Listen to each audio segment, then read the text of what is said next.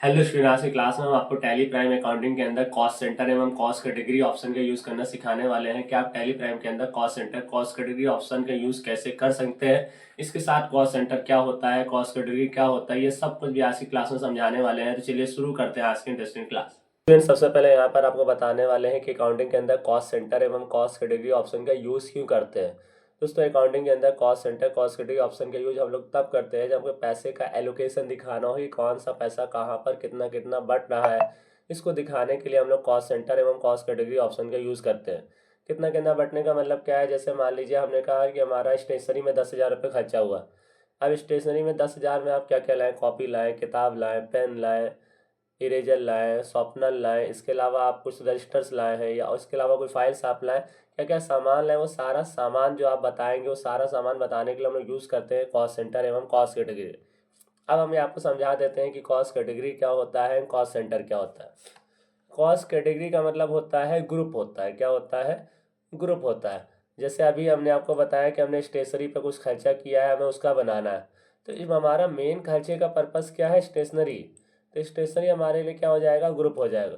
और उसके अंदर जितना भी हमारा आइटम्स आएगा, जैसे पेंसिल हो गया, इरेजर हो गया, शॉर्पनर हो गया, रजिस्टर हो गया, कॉपीज हो गई, या उसके अलावा और जितना पेन हो गया, कलर्स हो गए हमारे, वो सारा जितना भी हमारा स्टॉक आइटम आएगा वो हमारा किस में आएगा? कॉस्ट सेंटर में। और यहाँ पर स्टॉक आइटम आपको नहीं बनाना है, वो सारा आपको यहाँ पर किस में आ जाएगा? Cost centre. मतलब जितना भी हमारा वो सारे नाम्स आएंगे ग्रुप के अंदर, वो सब किस में आते हैं? कॉस्ट सेंटर्स में आते हैं। बहुत सारी तरह में एग्जाम्पल्स है। अगर आप एग्जाम्पल्स ले लें सैलरी कि, मान लीजिए अगर हम एम्प्लॉय को सैलरी देते हैं, अब मान लीजिए हम HR डिपार्टमेंट में भी सैलरी देते हैं, अकाउंट में भी सैलरी देते हैं, फाइनेंस में भी सैलरी देते हैं, इन अलग MIS डिपार्टमेंट में भी सैलरी देते हैं।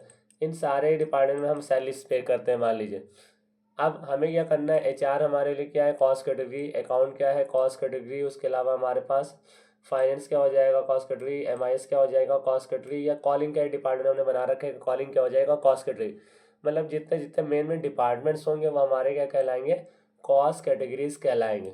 और उन डिपार्टमेंट के अंदर के जो लोग होंगे वो सब क्या कहलाएंगे? Cost centre. मान लीजिए हमारा HR के अंदर राहुल है, तो यहाँ पर राहुल मेंशन कर दें। सुरेश है तो यहाँ पर सुरेश का नाम लिख देंगे, सुरेश हो गए। तो ये सब हमारे क्या है? कॉस्ट सेंटर है। मतलब मेन जो ग्रुप होता है वो कहलाता है कॉस्ट कैटेगरी, और उसके अंदर के जो लोड होते हैं वो हमारा क्या कहलाता है? Cost centre. वो लोग भी हो सकते हैं, स्टॉक्स भी हो सकता है, जो भी हो जाए वहाँ पर। जैसे हमने स्टेशनरी का आपको पहला एग्जाम्पल्स दिया, उसके अंदर जितना भी हमारा सामान आएगा वो सारा सामान हमारा कॉस्ट सेंटर होगा, मेन ग्रुप हमारा स्टेशनरी हो जाएगा। सैलरी में अगर आप आते हैं तो सैलरी में अलग अलग डिपार्टमेंट्स आते हैं, जैसे HR, अकाउंट हो गया, MIS हो गया, कॉलिंग डिपार्टमेंट, अलग अलग डिपार्टमेंट्स आते हैं। तो सारे डिपार्टमेंट्स हमारे क्या होंगे? ग्रुप होंगे। जितने भी डिपार्टमेंट्स हैं वो डिपार्टमेंट्स हमारे क्या होंगे? ग्रुप हो गया। और उनके अंदर के जो लोग होंगे वो सब हमारे क्या होंगे? कॉस्ट सेंटर होंगे।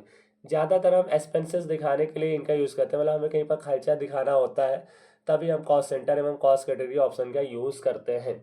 इतना तो फिलहाल आपको क्लियर हो गया होगा कि कॉस्ट सेंटर कॉस्ट कैटेगरी होता क्या है और टैली में इसका यूज़ क्यों किया जाता है। टैली में इसका यूज इसलिए किया जाता है ताकि हम पैसे का अलग अलग एलोकेशन दिखा सकें। ऐसे क्या रहता है, हमने कहा कि हमने सैलरी बांटी 3 लाख रुपए, और 3 लाख रुपए में कौन से डिपार्टमेंट में कितनी सैलरी गई यहाँ पे कॉस्ट कैटेगरी बता देगा। अब उस डिपार्टमेंट में कौन से पर्सन को कितनी सैलरी मिली है हमें कॉस्ट सेंटर से पता लग जाएगा। जैसे हमने कहा HR डिपार्टमेंट में हमारा 1 लाख रुपये बचा, बट बटा यहाँ पर तो HR में हमारा क्या है? कॉस्ट कैटेगरी बता रहा है कि HR में 1 लाख रुपये आपने बांटा है, और उसमें 1 लाख रुपये आपने किन किन लोगों को कितनी सैलरी में बांटा है, क्या क्या सैलरी, तो हमें कौन बताएगा? कॉस्ट सेंटर बता देगा। तो फिलहाल आपको क्लियर हो गया होगा कॉस्ट सेंटर और कॉस्ट कैटेगरी क्या होता है। अब आपको टैली प्राइम के अंदर ले आते हैं कि वहां पर आपको एंट्रीज कैसे पास करना है। तो टैली प्राइम में जैसे आप कंपनी बना लेंगे, कंपनी बनाने के बाद ही आपके यहाँ ये विंडो खुल के आती है। यहाँ पर आपको सबसे पहला काम क्या करना है? इनेबल कॉस्ट सेंटर का ऑप्शन दिया होगा, इसको आपको यहाँ से यस कर देना है। देख सकते हैं आप तीसरे नंबर पर है इनेबल कॉस्ट सेंटर्स। आपको इसको यहाँ से यस कर देना है, वाई प्रेस करेंगे यस हो जाएगा। बाकी GST वगैरह से अभी हमें कोई लेना देना नहीं है, तो इसको यहाँ से नो कर देंगे। GST वाला फिर enter enter enter enter enter enter enter करके आपको एक्सेप्ट करा लेना है। जैसे ही आप इतना काम कंप्लीट करेंगे तो आप गेटवे ऑफ टैली पे आ जाएंगे। इसके बाद आपको कहाँ पर आना है? यहाँ पर क्रिएट का ऑप्शन दिया होगा, आपको क्रिएट्स पे जाना है। क्रिएट पे जाएंगे तो आप देखेंगे यहाँ पर आप कॉस्ट सेंटर तो आ रहा पर कॉस्ट कैटेगरी तो शो नहीं कर रहा। अगर आप पूरे भर में भी यहाँ पर डेट डालेंगे तो आप देख सकते हैं स्टॉक कैटेगरी आ रहा, पर कॉस्ट कैटेगरी तो हमने जो पढ़ाया था वो तो यहाँ शो ही नहीं कर रहा।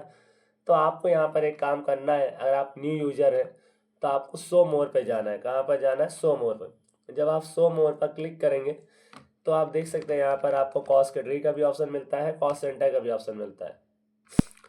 अब यहाँ पर आते हैं कॉस्ट कैटेगरी वाले पे, यहाँ पर आ जाते हैं। यहाँ पर क्रिएट करना है, क्रिएट न्यू, तो क्रिएट न्यू पर आ जाएंगे। मान लीजिए यहाँ पर एक हमको कॉस्ट कैटेगरी बनाना है, किस नाम से? HR डिपार्टमेंट के नाम से बनाना है, तो यहाँ पर लिख देंगे HR डिपार्टमेंट। देन यहाँ से एंटर करके एक्सेप्ट करा लेंगे। दूसरा मान लीजिए हमें यहाँ पर अकाउंट का बनाना है, तो यहाँ पर लिख देंगे अकाउंट डिपार्टमेंट। ये हमने बना दिया। दो अलग अलग हमने यहाँ पर कॉस्ट कैटेगरी बना दी। एक हमारा किसका है? HR का है, एक हमारा किसका है? अकाउंट्स का है। कॉस्ट सेंटर हम आपको मल्टीपल से बनाना सिखाने वाले हैं। मल्टीपल से आपको कॉस्ट सेंटर कैसे बनाना है? आपको चार्ट्स ऑफ अकाउंट पे आना है। यहाँ पर ये देखें, यहाँ पर आने के बाद हमको क्या बनाना है? कॉस्ट सेंटर्स बनाना है, तो कॉस्ट सेंटर्स वाले ऑप्शन पर आ जाएंगे। इसके बाद अगर आप देखेंगे मल्टी ग्रेड्स के लिए हमें यहाँ पर क्या करना है? ऑल्ट एच प्रेस करना है, तो ऑल्ट एच प्रेस कर देंगे, यहाँ पर क्लिक कर दें, मल्टी ग्रेड्स पर क्लिक कर देंगे। सबसे पहले ही आप देखेंगे यहाँ पर क्या आता है? प्राइमरी कॉस्ट कैटेगरी आता है। अगर आपने साइड में इस तरह में ऑप्शंस में ना आए तो आप स्पेस बार जैसे क्लिक करेंगे तो आप देखेंगे जो आपने कॉस्ट कैटेगरी बनाई होगी वो यहाँ पर शो कर जाएगा। नहीं बनाई है तो न्यू क्रिएट भी कर सकते हो, पर क्रिएट का भी ऑप्शन देता है। तो आप देख सकते हैं जब अकाउंट हमने बनाया है और HR डिपार्टमेंट हमने बनाया है। इन केस अगर आप में भी इस तरह में ना शो तो आपको कॉस्ट कैटेगरी में प्राइमरी हटा देना है बैक स्पेस या डिलीट बटन का यूज़ करके। फिर आप स्पेस बार बटन प्रेस करिएगा। कौन सा button? Space bar button press करेंगे तो साइड में यहाँ पर शो हो जाएगा। सबसे पहले हम HR डिपार्टमेंट के लोग को बना लेते हैं, तो HR यहाँ पर सेलेक्ट किया, इसके अंदर के लोग को यहाँ पर बना लेते हैं। यहाँ पर मान लीजिए राहुल नाम लिख देते हैं, यहाँ पर प्राइमरी। फिर यहाँ पर HR हमने सेलेक्ट कर लिया, मुकेश लिख देते हैं। फिर HR पायल,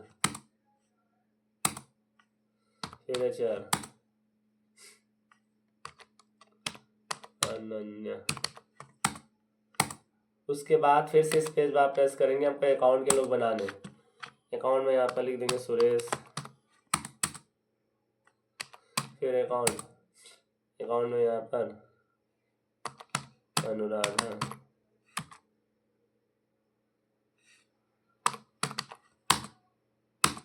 फिर अकाउंट में यहाँ पर प्रकाश। इतने नाम हमने यहाँ पर लिखे। 3 हमारे अकाउंट डिपार्टमेंट के हैं, 4 हमारे HR डिपार्टमेंट के। यहाँ पर एंटर करके आपको ये करना है, एक्सेप्ट करा लेना। तो आप अगर यहाँ पर देखेंगे तो आपने यहाँ पर कॉस्ट सेंटर भी बना लिया है, यहाँ पर कॉस्ट कैटेगरी भी आप इस तरह में बना लेंगे। तो आपको यही करना है, इस तरह में कॉस्ट सेंटर कॉस्ट कैटेगरी आपको बना लेना है। जब ये इतना आप बना लें कॉस्ट सेंटर कॉस्ट कैटेगरी, फिर से आपको क्या करना है? पीछे आ जाना है। यहाँ पर इसके बटन प्रेस करते करते आपको पीछे आ जाना है और आपको फिर क्या करना है? कुछ लेजर्स बनानी है। बहुत ज़्यादा लेजर्स आपको नहीं बनानी। हमें क्या करना है? सैलरी देना है स्टाफ को, तो सैलरी पे करना है अगर स्टाफ को, तो हमें सैलरी की लेजर बनानी। और अभी हमने कंपनी नई नहीं बनाई है, तो हमारी कंपनी में कोई भी पैसा नहीं जमा है, तो एक कैपिटल की लेजर बना लेंगे। 2 लेजर आपको बनाना, चाहे तो सिंगल बनाए चाहे तो मल्टीपल बना लें। हम सिंगल से ही क्रिएट कर लेते हैं। क्रिएट पे गए, देन लेजर्स पे गए। पहले यहाँ पर कैपिटल की लेजर ऑलरेडी आपको पहले कितनी बार बता ही चुके हैं। सिंपल इंटर करके आपको बना लेना। दूसरी यहाँ पर क्या है? सैलरी है, तो सैलरी अकाउंट, और सैलरी का अंडर ग्रुप आपको क्या रखना है? इनडायरेक्ट एक्सपेंस रखना है। तो यहाँ पर प्रेस कर दीजिएगा IN, तो आप देख सकते हैं यहाँ पर आ जाएगा indirect expense. Indirect expense select करना है, देन एंटर करके आपको क्या करना है? एक्सेप्ट करा लेना है। तो सैलरी की लेजर्स भी हमारी बन गई, एक कैपिटल की लेजर बन गई। अब हमें क्या करना है? वाउचर एंट्रीज पास करना है। वाउचर एंट्रीज पास करने के लिए आपको यहाँ पर वाउचर्स वाले ऑप्शंस पे आना है। सबसे पहले हम लोग यहाँ पर क्या करेंगे? कैपिटल की एंट्री पास करेंगे। कैपिटल की एंट्री पास करते हैं रिसिप्ट वाउचर में। F6 बटन आप प्रेस करिएगा, तुरंत रिसिप्ट वाउचर यहाँ पर आ जाएगा। F6 कैपिटल, देन 5 लाख रुपए।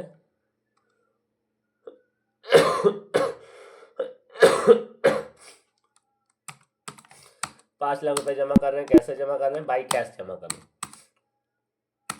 ये जमा कर दिया। अब बाकी सैलरी क्या करेंगे, हम पेमेंट ही करेंगे, देना है सैलरी हमको, तो यहाँ पर F5 पेमेंट कर देंगे। F5 होता है पेमेंट वाउचर की शॉर्टकट की। अगर आपने पिछले वीडियोस हमारे नहीं देखे हों तो देख लें, तो आज का वीडियो अच्छे समझ में आ जाएगा। अब इसके बाद अगर आप देखें, यहाँ पर हम सैलरी सेलेक्ट करते हैं। सैलरी के बाद यहाँ पर हम लिख देते हैं, मान लीजिए हमें 1 लाख रुपये सैलरी देनी है। जैसे ही आप एंटर बटन यहाँ पर प्रेस करेंगे तो आप देखेंगे यहाँ पर कॉस्ट कैटेगरी आपके सामने खुल के आ रहा है। तो हमें यहाँ पर स्पेस बार बटन प्रेस करना है। सबसे पहले HR डिपार्टमेंट सेलेक्ट कर लेना है। अब HR में हमारे पास 4 लोग हैं, तो हमने कहा नन्या को हमको देना है मान लीजिए 10,000 रुपीज़, मुकेश को, फिर पायल को हमको देना है 20,000 रुपीज़, देन फिर मुकेश को देना है 28,000 रुपीज़। तीसरा अगर आप आएंगे राहुल का ऑटोमेटिक यहाँ पर आ जाएगा 42,000 रुपीज़। तो आप देंगे पूरा 1 लाख रुपीज़ यहाँ पर कंज्यूम हो जाएगा खर्च, मतलब जितना भी रुपये आपने वहाँ पर लिखा तो रुपये पूरा यहाँ पर आपको कंज्यूम करना रहेगा, नहीं तो ऑटोमेटिक वो जितना पैसा बचा होगा आखिरी पर्सन में उतना शो कर देगा। आप देख सकते हैं यहाँ पर आखिरी पर्सन में वो पैसा ऑटोमेटिक यहाँ पर 40,000 आ जाएगा। नीचे आप देख सकते हैं जितना अमाउंट हमने मेंशन किया था 1 लाख रुपये यहाँ पर आ गया। एक साथ ही दोनों करना करें, यहाँ पर आपको ये करना है, फिर से यहाँ आ जाना है, एंटर करते। अब हमें क्या करना है, फिर दूसरे का पैसा देना है, कौन सा, अकाउंट वाला। तो वहाँ पर तो हमने किया नहीं कि वहाँ पर एक बार में कहीं कर सकते हैं। यहाँ पर आप देखें CR आ रहा, क्रेडिट आ रहा, मतलब यहाँ पर D प्रेस करेंगे डेबिट आ जाएगा। फिर से यहाँ पर हम लोग क्या सेलेक्ट करेंगे, सैलरी, और फिर से यहाँ पर हमको सैलरी देना है। मान लीजिए यहाँ पर हमारे पास जो सैलरी 80,000 रुपये।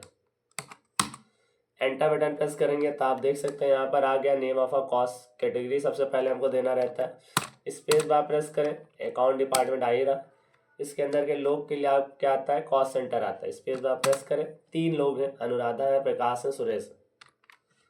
तो हमने कहा जो अनुराधा को पैसा देना है, मान लीजिए हमें 16,000 रुपये देना है। प्रकाश को पैसा देना है, हमको 32,000 रुपये देना है, और ऑटोमेटिक यहाँ पर सुरेश में पैसा आ ही जाना है 32,000 रुपये। तो आप देख सकते हैं प्रकाश की 32,000 है, सुरेश की 32,000, 32,000 64, 16,000, 80,000 रुपये हमारा यहाँ पर कंप्लीट हो गया। इतना करके एंटर करते आपको फिर से यहाँ पर आ जाना है। अब हम क्या करेंगे, यहाँ पर कैश कर लेंगे। तो आप देख सकते हैं यहाँ पर कैश हमारा कितना दिखा रहा है, 1,80,000 रुपये। क्योंकि 1 लाख रुपये हमने पहले सैलरी दी थी यहाँ पर किस डिपार्टमेंट में, HR में। फिर 1 लाख रुपये हमने सैलरी यहाँ पर पे करी किस डिपार्टमेंट में, अकाउंट डिपार्टमेंट में पे करी। अब इन्हीं सबको दिखाने के लिए ही हम cost centre cost category option का यूज़ करते हैं। अगर इसी को आपको प्रिंट करना है, ऑल्ट के साथ में P बटन प्रेस कर लें, करंट का ऑप्शन है, तो आप देख सकते हैं प्रीव्यू पर आप जाए तो प्रीव्यू भी आपको दिखा देगा।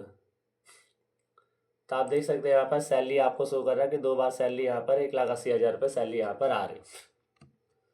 अब आपको यहाँ पर लोग भी दिखाने हैं, तो लोग दिखाने के लिए हम आ जाएंगे, यहाँ पर कॉन्फ़िगर का एक ऑप्शन दिया है, और यहाँ पर आपको देखना है कॉस्ट सेंटर डिटेल्स यहाँ पर कहीं लिखा है।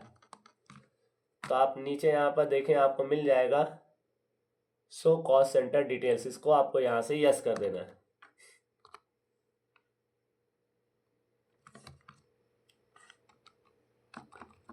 तो एक बार आके यहाँ पर एंटर की प्रेस करेंगे, बस यस हो जाएगा। फिर कंट्रोल A करें और फिर प्रीव्यू पे जाएं। अब अगर आप यहाँ पर देखेंगे तो आपको पता लग रहा है कि सैलरी HR डिपार्टमेंट में गई है, और सेम सैलरी हमारी यहाँ पर क्या, अकाउंट डिपार्टमेंट में पैसा अलग अलग है। अकाउंट डिपार्टमेंट में पैसा बटा है, और HR में टोटल पैसा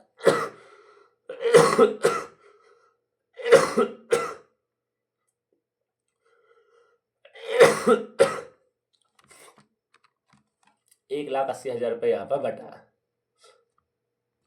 प्रिंट आउट वाला भी आपको क्लियर हो गया होगा, इसको एंटर करके एक्सेप्ट करा लेते हैं।